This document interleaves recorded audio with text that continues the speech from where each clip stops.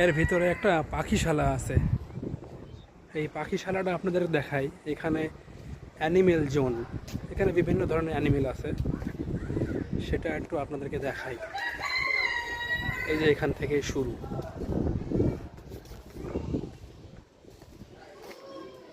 এই যে এটা বিদেশি বিদেশি মুরগি।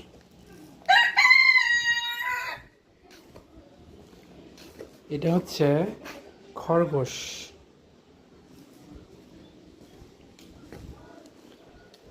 এই যে এটা হচ্ছে বিদেশি এক টাইপের খরগোশ।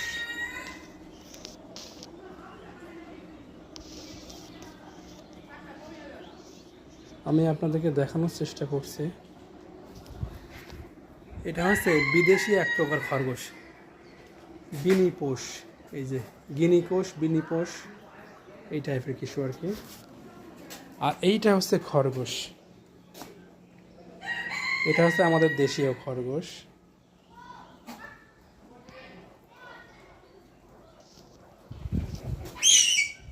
এই দেখুন,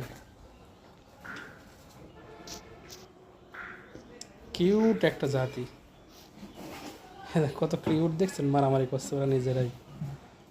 এই দেখুন কত সুন্দর, কি দারুণ কিউট একটা প্রাণী দেখছেন। আর এইবার দেখাবো ময়ূর। এই যেগুলো ময়ূর, ধনেশ, ধনেশ না, ময়ূর।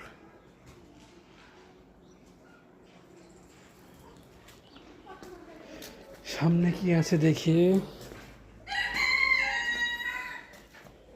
এখানে কিছু নেই।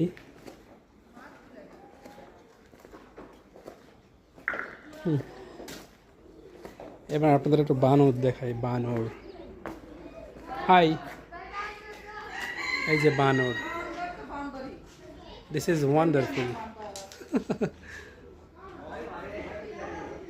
দেখছেন, ওর সাথে ছবি তোলার ট্রাই করি।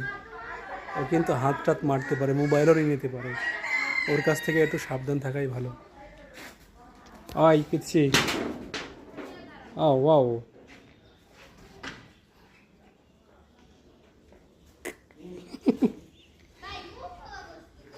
This is wonderful. বানর, বানরের থেকে একটু সাবধান থাকাই ভালো। বানর হাত মেরে মোবাইল নিয়ে নিতে পারে, খুব বদ এরা। এখানে কি আছে জাস্ট নাও। এখানে এখানে পাখি।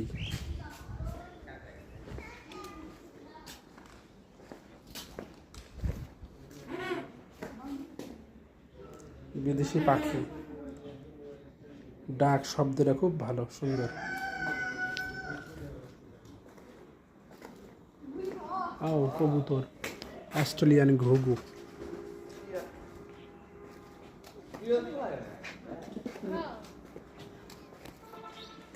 This is wonderful. এই যে এখানে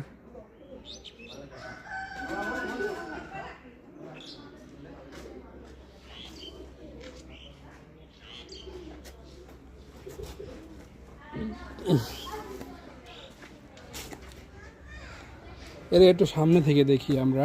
এই যে দেখুন কত বড় পাখি। ও এই পাখি ঠোক দিয়ে আপনাকে জখম করতে পারে। দেখছেন ওর ওর মাথাটা কত বড়।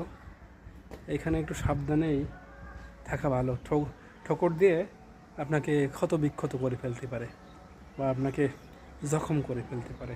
ওর সে সক্ষমতা আছে। দেখছেন ওর ঠোঁটগুলো দেখেন। ও কিন্তু যখন তখন আমাকে এসে অ্যাটাক করবে।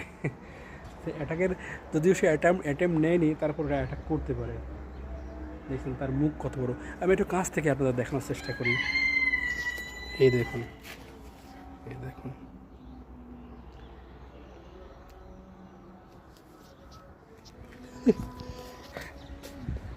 দেখছেন রাবেয়া পার্কের এগুলো মূল আকর্ষণ। এগুলো ছাড়া তেমন কিছুই নাই এখানে, একেবারেই নাই এখানে। সন্ধ্যার পরে হয়তো একটু মানুষজন আসে, আলোকসজ্জা হয়, তাছাড়া বিশেষ কিছু এখানে নাই। আর এর ভিতরে রঙিন মাছ, মাছগুলো দেখা যাচ্ছে কিনা জানি না, বাট এর ভিতরে সবই রঙিন মাছ। রঙিন মাছ তেমন কিছু নাই। এখানে চিড়িয়াখানা তারা বলেছে এখানে দেশি বিদেশি হরেক রকমের অ্যানিমেল পাওয়া যায় দর্শনার্থীদের জন্য, কিন্তু আসার পরে হতাশ হয়েছি, তেমন কোনো অ্যাক্টিভিটি এখানে নাই। আচ্ছা,